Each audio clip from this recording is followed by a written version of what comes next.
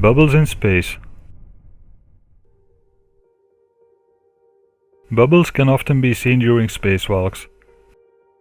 It's not just in 1 or 2 spacewalks, these are only a few examples. These are official spacewalks, not training videos. You can see our planet in the background.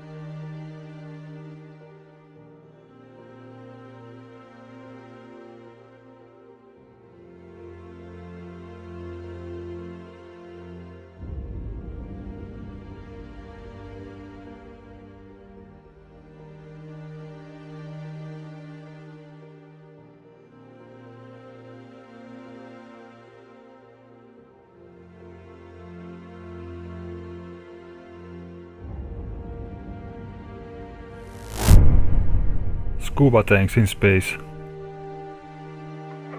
Okay.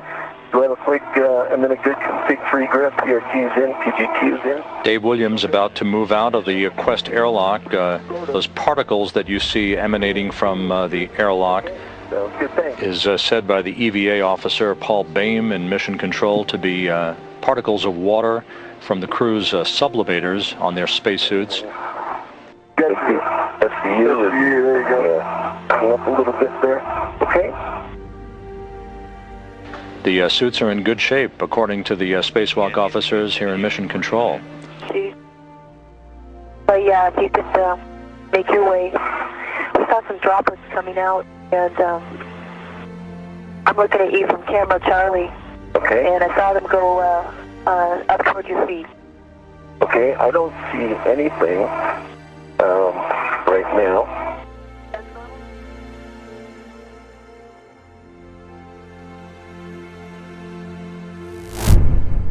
Photoshop images of Earth. This is the NASA Blue Marble picture of 2002. According to NASA, this is the most detailed true color image of the entire Earth to date. That's what they said in 2002. And they have been using Photoshop to make it.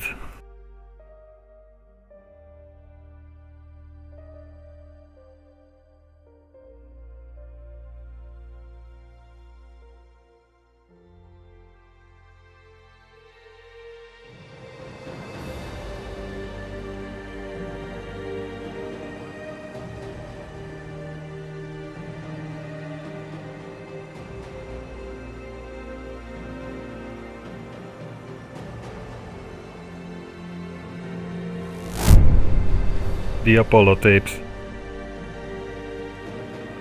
When researchers requested the Apollo 11 tapes from NASA in 2006, it turned out that NASA lost them. These tapes contain video and telemetry data. They were stored in over 700 boxes. In 2009 NASA found them back, but they also said that they were erased and reused to save money. Galileo Earth spin movie from 1990. This is the first time-lapse ever that shows the Earth spinning, but the clouds are not changing? Isn't that weird?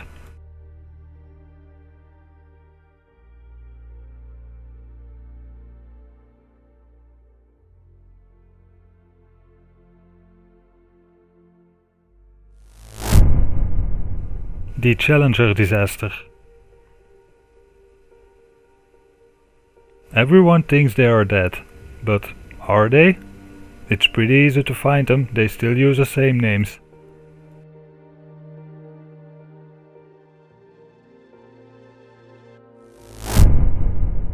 Curiosity rover.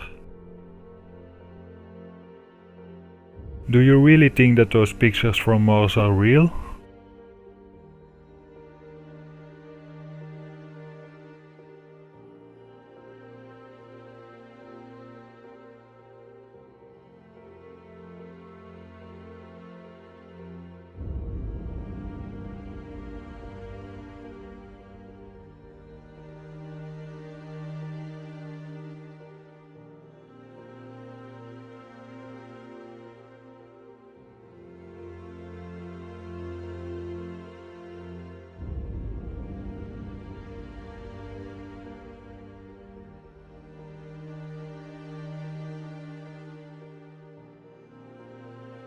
Someone found this in Greenland.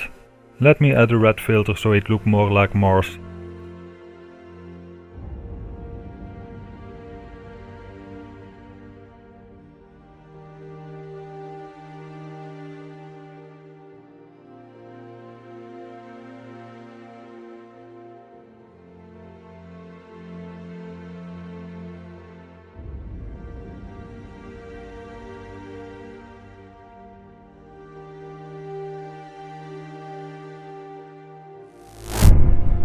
The moon buggy. This is NASA footage at double speed and made stable. Looks pretty much like on Earth, does it not?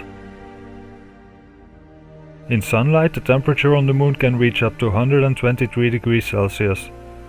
They probably used very advanced tires.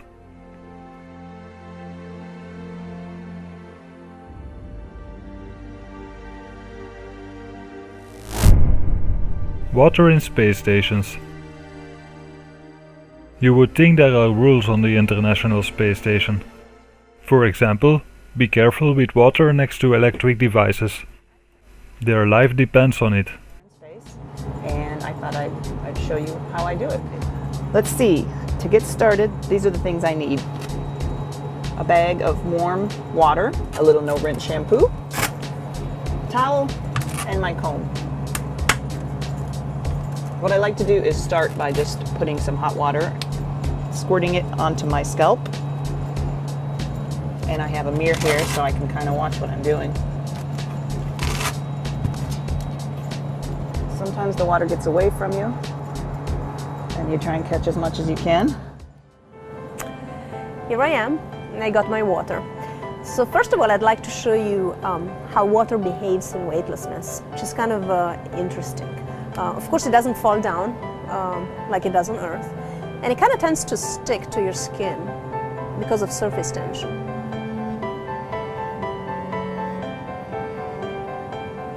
I don't know if you can see it. See, it doesn't really want to move away from your hand, just because of that surface tension effect. We have power bricks. You see all these things, this blue bricks for power supply. Just because it's a little bit difficult to control. Fake moon landings. Humans never went to the moon, and NASA admits it. To go there, you have to go through the Van Allen belt, and they can't do it yet. We are headed 3,600 miles above Earth, 15 times higher from the planet than the International Space Station. As we get further away from Earth, we'll pass through the Van Allen belts, an area of dangerous radiation. Radiation like this could harm the guidance systems, onboard computers, or other electronics on Orion. Naturally, we have to pass through this danger zone twice, once up and once back. But Orion has protection. Shielding will be put to the test as the vehicle cuts through the waves of radiation. Sensors aboard will record radiation levels for scientists to study. We must solve these challenges before we send people through this region of space. We must solve these challenges before we send people through this region of space. We must solve these challenges before we send people through this region of space. Astronauts think they can patch holes in the International Space Station. Any problems? I know a couple of the questions are about what type of things do you have to worry about. And some of the things we have to worry about in space are fire. If we had a fire, if we had a depressurization, like we were hit by a micrometeorite and it made a hole, or if we had some type of toxic atmosphere. We use ammonia for our radiator, so there is a possibility that ammonia could come into the vehicle, and then it would be bad for all of us. If we have any of those problems, we come right here, which we call the central post. It is the main heart of the space station. It was also the first computers that came up here that ran the space station. And so behind this wall right here are these main computers. So we gather here as a group of 3 or 6 and then figure out how we're going to either fight the fire, patch the hole, or solve the toxic spill. Fight the fire, patch the hole, or solve the toxic spill. So he is really deserves a huge amount of credit for what's happened tonight, and hopefully everybody appreciates his contributions. I know I certainly do. So.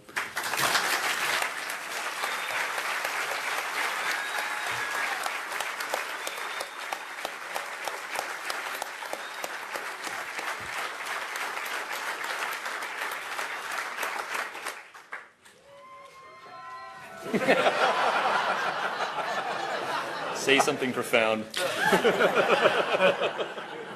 I am terribly humbled by this experience. I, forever, secretly, have felt that I do not deserve to be in the position of leading the team that I lead, because they are certainly in some, and largely by count of individual, more capable than I. This is what happens when you ask questions about the Mars pictures. With America's space. Adam, tell us about the landing. All right, Greg. I can't tell you too much about it.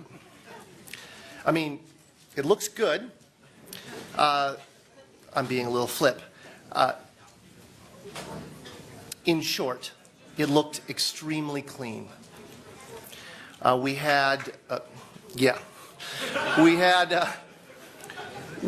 touched down in conditions that were on the more benign side of our nominal expectation. By the way, I want to preface everything. This is preliminary data scooped with the sieve in the cacophony of the control room during the celebration, right? And largely by my good friend Miguel San Martin, who's somewhere out there, I hope. At any rate, very nominal, remarkably good. Our navigation error was on the low side of our expectation, which meant that we probably had a good alignment between the celestial sensors and the inertial sensors, the IMU. Our powered flight appears to have been excellent. If my good friend Ben Toma is in the house, is Ben in the house? We landed with 140 kilograms of fuel reserves out of a total of 400 kilos that we carried in. And Ben worked quite diligently in stretching the tanks at my insistence because I was worried we wouldn't have enough fuel. And so I think I owe Ben a little bit of an apology there. So it looked good, in short. Good and clean. And it looks, at least by my eyeball, that we landed in a nice flat spot. Beautiful. Really beautiful. Shani Jardin from boingboing.net, and I'm a stand-in for Miles O'Brien with PBS NewsHour tonight. You look more attractive than Miles. I won't tell him that, Adam. Okay. I think he heard it. I have to ask you, what kind of file type, can you tell us about the image file type and compression that was used to send this very important couple of thumbnails back from Mars? Yes, unfortunately, I absolutely cannot. If Justin Mackey is in the room, or there's a couple other people on the team who'd be able to whip that out quickly, but I couldn't tell you. Sorry. Okay, we're going next over here. Leo Enright from Irish Television. The unmanned spaceflight website has coordinates for the landing that go down to something like 5 decimal points. I just wanted to confirm with you that you do have them. Have those sort of coordinates, and am I reading those coordinates correctly when I see that it looks as though you've landed within 500 meters of the skirt around the mountain? That, I mean, you're really very close to the mountain at the closer end in the landing ellipse, and possibly within striking distance of the phyllosilicate trench. I can't confirm that. My estimate, I'm looking for somebody, yes. There's somebody in the audience here who has that in the tip of their noggin. We should have soon. I may be imagining this, but the one time during the landing the temperature seemed to drop in the room was when Adam asked for OD 278, and they said, no, we only have 277. What was happening, or was it anything of significance? No. Pictures of moons. NASA did this tweet a while ago. Europa or frying pan? One of these is Jupiter's moon Europa. Can you find it? Are they trying to tell us something? Oh, I think I know. Europa is a frying pan in space. When I was talking with the gentleman from Belcom, and we were discussing the lie, everything he was telling me was different from what we were being told was the truth. And at one point I asked him, I said, man, you guys, you lied about a lot, didn't you? And instantly he said, no, we didn't lie about certain things. We lied about everything. None of it was true. We lied about everything. None of it was true. We lied about everything. None of it was true. We lied about everything. None of it was true.